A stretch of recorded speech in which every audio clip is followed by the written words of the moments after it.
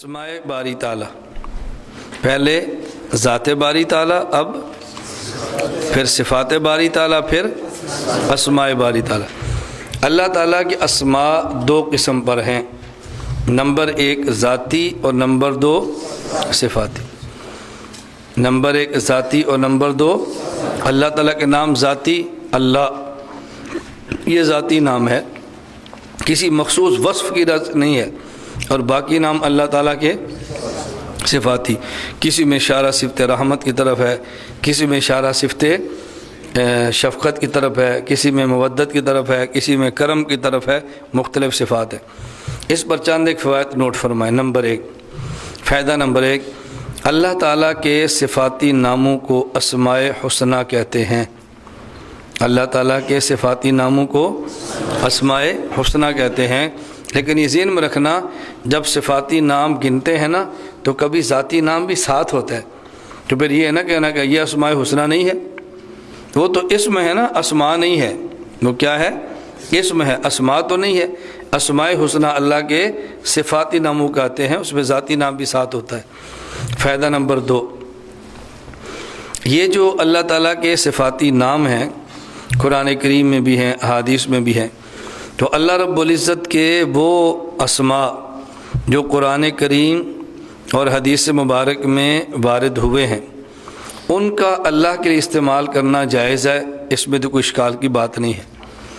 لیکن اگر کوئی ایسا نام ہو کہ جو صفاتی ہو لیکن قرآن کریم میں نہ ہو، حدیث مبارک میں نہ ہو، لیکن بنتا ہو، کیا اس کا استعمال اللہ کے لیے جائز ہے یا ناجائز ہے؟ مثلا قدیم، اللہ کا صفت ہے اللہ کی قدیم، اب یہ قدیم کا لفظ قرآن میں بھی نہیں ہے، حدیث میں بھی نہیں ہے، تو اللہ کی ذات کے لیے قدیم کا لفظ استعمال کرنا جائز ہے یا جائز نہیں ہے؟ امام ابو الحسن اشعری رحمۃ اللہ علیہ فرماتے ہیں کہ ایسے اسماء کا اللہ پر استعمال کرنا جائز نہیں ہے، اللہ قدیم نہ کہیں۔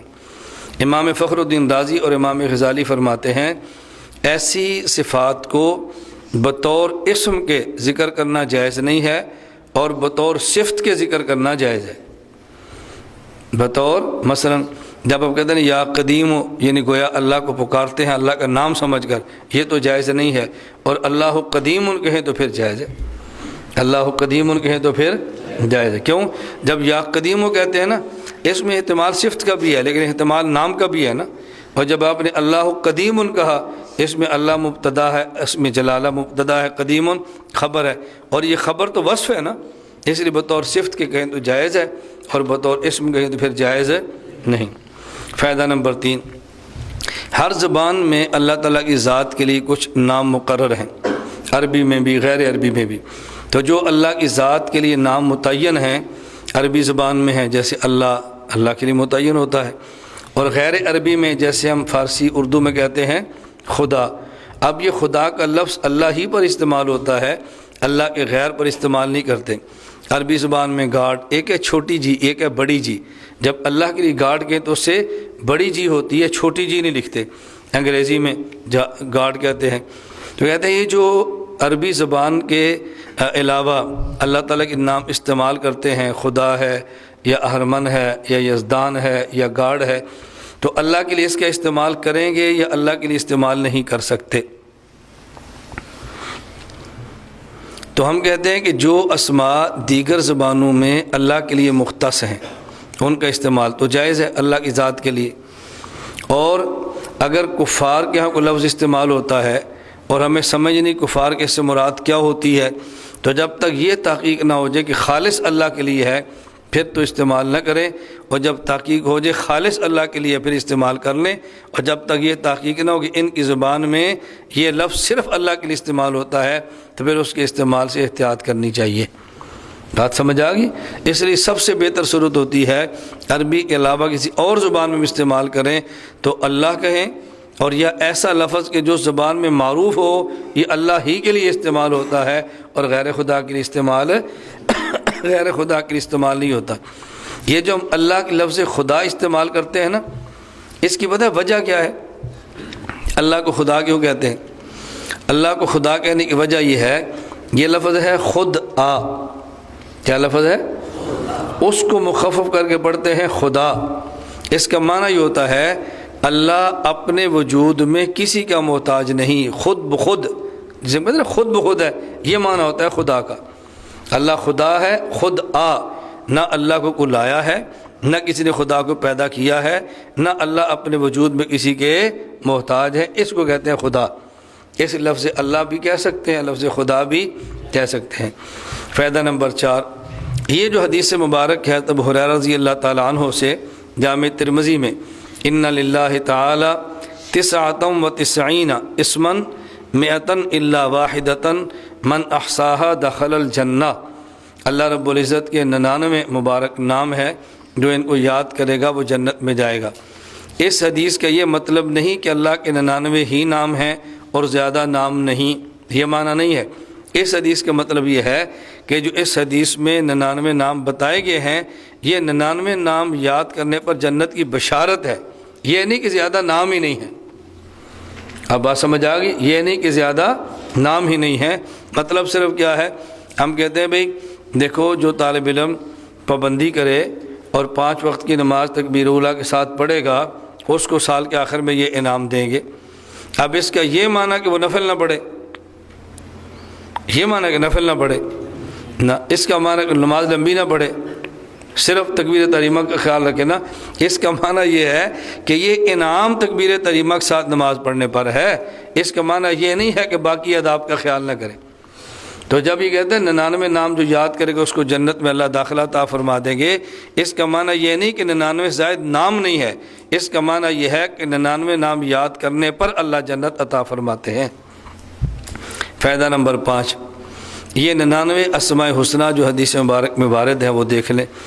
هو اللہ الذی لا الہ الا هو الرحمن الرحیم الملک القدوس السلام المؤمن المہیمن العزیز الجبار المتکبر الخالق البارئ المصور الغفار القہار الوهاب الرزاق الفتاح العلیم القابض الباسط الخافض الرافع المعز المذل السمیع البصیر الحکم العدل اللطیف الخبیر الحلیم العظیم الغفور الشکور العلی الکبیر الحفیظ المقیت الحسیب الجلیل الکریم الرقیب المجیب الباسط الحکیم الغیور المجید الباعث الشہید الحق الوکیل القوی المتین الولی الحمید المحسن المبدع المعید الممید الحی القیوم الواجد الماجد الواحد الاحد الصمد القادر المقتدر المقدم المؤخر الاول الاخر الظاہر الباطن الوالي المتعالي البر التواب المنتقم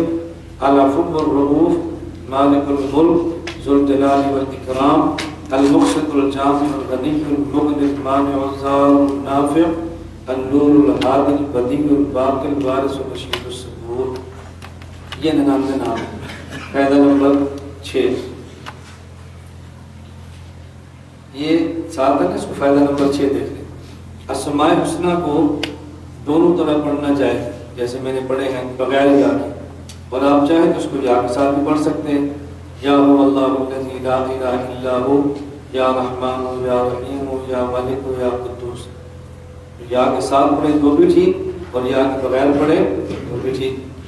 فائدہ نمبر 7، اسماء حسنہ کا واسطہ دے کر اللہ تعالیٰ سے دعا مانگیں کہ جس طرح دعا قبول ہو۔ یہ ہمارے بعض مشائخ نے لکھا ہے، اگر اس طریقے پر دعا مانگی جائے اللہ رب العزت دعا قبول فرما لیتے ہیں۔ اس کا طریقہ کیا ہے؟ سب سے پہلے 11 مرتبہ درود شریف پڑھیں۔ مقبول دعا اور مستجاب دعا کا طریقہ، یعنی اس طرح دعا مانگے اللہ تعالیٰ دعا قبول فرما لیں۔ اسماء حسنہ کا واسطہ دے کر اللہ سے دعا مانگے، اس کا طریقہ یہ ہے 11 مرتبہ درود پاک پڑھیں۔ جو درود آپ کو آسان ہو، سب سے بہتر درود ابراہیمی ہے۔ سورہ حشر کا آخری رکوع پڑھیں، یا ایھا الذین آمنوا اتقوا اللہ ولتنظر نفس ما قدمت لغد واتقوا اللہ۔ پھر یہ رکوع پڑھتے ہوئے جب یہاں پر پہنچے، متصدعا من خشیت اللہ، متصدعا من خشیت اللہ، یہاں اللہ سے دعا مانگے اور اپنی جو مشکل، جو حاجت، جو ضرورت ہو وہ اللہ کے سامنے رکھیں۔ اللہ یہ میں مکان بنانا چاہتا ہوں، میری ضرورت ہے، میں فلاں سفر کرنا چاہتا ہوں، میری ضرورت ہے، یہ ضرورت اللہ کے سر میں رکھیں، اور پھر یہ کہ اللہ یہ ضرورت میرے لیے پہاڑ ہے، آپ کے سامنے تو اس کی کوئی حیثیت میں نہیں، اپنی قدرت اور طاقت سے اس پہاڑ کو ریزہ ریزہ فرما کر توڑ دیں، اللہ میری حاجت کو پوری فرما دیں۔ اس موقع پر دعا مانگے اور پھر رکوع کا بقیہ حصہ تلاوت شروع کر دیں۔ جب لہ الاسماء الحسنی یہاں پر پہنچے تو پھر یہ 99 اسماء حسنی وہ پڑھیں، دل میں پڑھیں، آپ کو مرضی قرآن دعا سے دل سے مراد ہے، دل میں پڑھیں یا آہستہ آہستہ پڑھیں، یا اسماء حسنی پڑھیں، اور ہر قسم پر اگر ترجمہ آتا ہو تو تصور کریں، یا رحمان اس کا معنی کیا ہے، یا رحیم اس کا معنی کیا ہے، لفظ بولتے جائیں گے نا، تصور کر اللہ کرم کرتے ہیں، رحمت کرتے ہیں، مصیبت دور کرتے ہیں، یہ تصور کر کے اسماء حسنی پڑھتے رہیں، اور اس کے بعد رکوع کا اختتام کریں تو 11 مرتبہ درود شریف پڑھ لیں۔ اللہ کی ذات سے امید ہے کہ اللہ تعالیٰ ضرورت پوری فرمائیں گے۔ ہمارے حضرات نے لکھا ہے اور میں نے اس کو آزما کر دیکھا ہے، اس لیے مجرب دعا ہے، اللہ تعالیٰ توفیق عطا فرمائے، اپنی حاجات کے لیے آپ اس کے پڑھنے کا اہتمام فرمائیں۔